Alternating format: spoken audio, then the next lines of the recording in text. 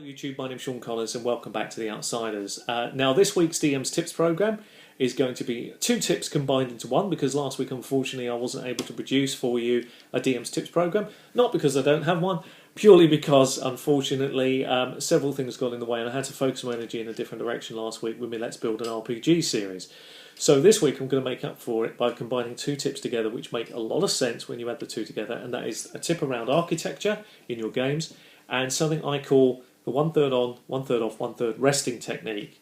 Now, first off, what do I mean by architecture? Well, architecture is when you set something up in your game, visually, map-wise, or anything along those lines that's going to require a map or tiles or anything at all, the way you do it can give the players, particularly certain types of players, key pieces of information without you having to say a word that will give them a clue as to when to do things.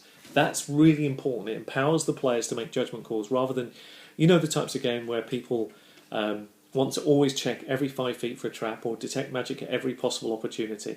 That really is poor design in terms of either me as a GM if I'm asking my players to keep doing that, or perhaps I've made my game so deadly that the only chance they have is to do these things all the time. So you've got to find a way of being able to incorporate this on a psychological level that allows the players to be empowered as to when to do things. And you'll know you've got it right because your players won't be detecting magic or perception checks every few feet. They'll actually read what's out in front of them, make determinations because of it, and when they do it well, they're rewarded very well for their efforts because they understand the maps. And it has to be done well, because you don't want it to be too obvious. You know, the long corridor that stretches off for nowhere, completely out of ordinary, that of course must be trapped. You want it done in such a way that it requires a little bit of skill or a little bit of thought, or it just makes sense. I'm going to try and cover a few of those bits off tonight. Now, in a moment, I'm going to stop filming at this point and I'm going to freestyle the camera a little bit and show you something I've got out in front of me, a little map. And I'm going to talk through with you some of the techniques and tips that a map like this will give your players, that what they actually should be able to glean from this. And it won't always be the obvious stuff. So the sort of things that are obvious are, you know, a way to attack this particular situation. We're just going to give you a very simple scenario. In this location, this is a farmstead. Inside here somewhere there is somebody they're looking for that's been held prisoner. Their job is to get in, get this person out and get away again. Now, that in its own right is a visual clue that you're not necessarily expecting them to take on the complex. But if your players interpret the map correctly, they may be able to make some assumptions based on this map. So that's what we're going to look at, some of those things, and hopefully those techniques will make sense. And at the same time that we look at this from an architectural point of view, we're also going to talk about the 1/3 off, 1/3 on, 1/3 resting technique. So I'm just going to stop the camera for a moment and we're going to have a look at this map. Okay, so we're now going to look at architecture in several ways. The first one is to examine a scenario. So very simply here, what I've done, this is a collection of farmstead buildings, and I've placed 5 guards in those buildings. We have one guarding the gatehouse. You would be able to see this guy, he's on top of the gatehouse looking around. We then have somebody over here who is also in another part of the building, another tower. This one is more likely not to be seen initially by the group unless they have some sort of aerial scout, but they're moving between the north and south yard and potentially the pen area, but more than likely north and south yard. And these two over here are guarding a tower on this side. Now there's a reason, this isn't just so that we have a blind spot, we have a noticeable blind spot here where these pig pens are. But the reason I've put these guards in is because experienced players will tell you that they'll use a technique, a proper technique called 1/3 on, 1/3 off, 1/3 resting. So if you knew there were 5 because you had an aerial scout, then you would know roughly that there are 15 people attached to this location, potentially. Some of them might be actually away from the location, they might be out hunting, scouting, foraging, whatever, but there'll be others that are resting at this point, whether asleep or just having something to eat. So that's the visual clue that you get. Of course, there is a blind spot, and of course there is opportunity here because the way it's set up for the players potentially to piecemeal it.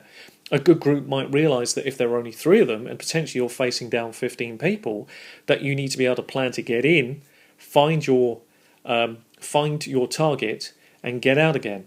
There are multiple ways that players could do that, but the truth of it is, the visualization, when they say a picture paints 1,000 words, it does far more than that, because the layout of your game, the layout of the setting that you have in front of you, can do so much more for your games.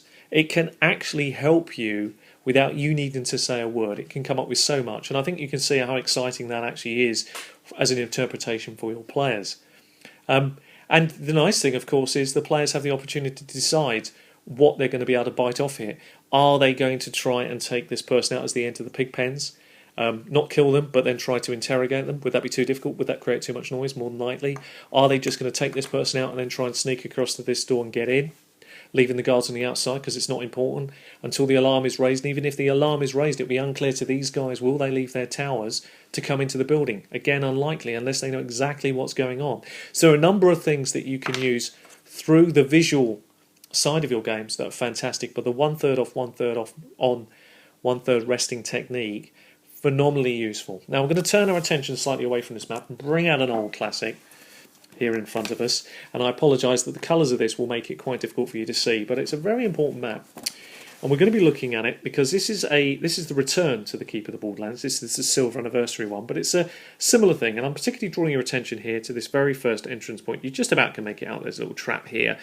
As you entered 15 feet in, there's a pit trap. There's no guards here. Now, this is the visual clue that was so brilliant that Guy Getz gave. He gives them so often in his games, and it's the thing I love. You have a number of these caves are guarded. This one isn't. So the question should be to an experienced group, why isn't it guarded? And the reason is obvious. There must be something wrong there. So the thief, without needing to immediately just check every 5 feet around the entrance, start looking in through the trees, start then climbing through, your clue is that they don't have a guard here, so there's something not quite right, and you'd be looking for that straight away. That's just brilliant. Brilliant. That's what you look for in your traps, proper placements to encourage the key moments when, or most likely when, the players will check for those traps rather than every single 5 foot square. Another thing that's done very well in this map is secret door locations. I'll give you a couple of very simple pointers. I'll show you a couple of key ones. So if you found this secret door, and it was to end abruptly here, you would obviously assume that there will be a secret door on this wall. You probably wouldn't look anywhere else. Why would you need to? It's simple, it's brilliant, it makes sense. Now, of course, there could have been another secret door off here. Of course there could. But logic would make it more fun than if it does follow to its natural conclusion and there's one there. Makes the game move smoothly. These are good clues. Another one that's beautiful in this map. Simple, obvious, but important lessons to learn for very beginning groups, I always feel, is the perfect placement of when to look for a secret door. And you'll notice over here we have a corridor that ends in nothing, but of course it's a secret door that leads on to other stuff. And you'll notice there's a portcullis here, so there's actually a way to bypass potentially. You might enter through here. I don't think you can see that, but you might enter through here and make your way or fight your way through. Only to see a portcullis blocking your way, but of course there is a secret. It says one-way secret door coming back through this way, so there is a way for other guards to reinforce this area. These are all important clues that exist in good modules, in good dungeons, in things that you can utilise in your games to make a significant difference. So I'm just going to quickly recap now. So let's not lose sight of a good map, good placement, thought process behind the numbers, 1/3 on, 1/3 off, 1/3 resting. Good maps that you can utilise in your games, thinking about where you place things so that it encourages your players at the right times to use their skills as opposed to all the time, making the game run faster, making the game run smoothly, and encouraging the right type of play, in my view, in and around your table.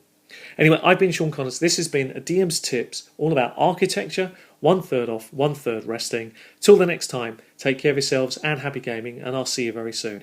Just a quick thank you to John 4, who kindly mentioned me on his brilliant email chain that he sends out to all the new wonderful subscribers who've joined. Thank you to everybody who's joined this channel, and I look forward to your comments and feedback going forward. Thanks again. Take care. Bye-bye.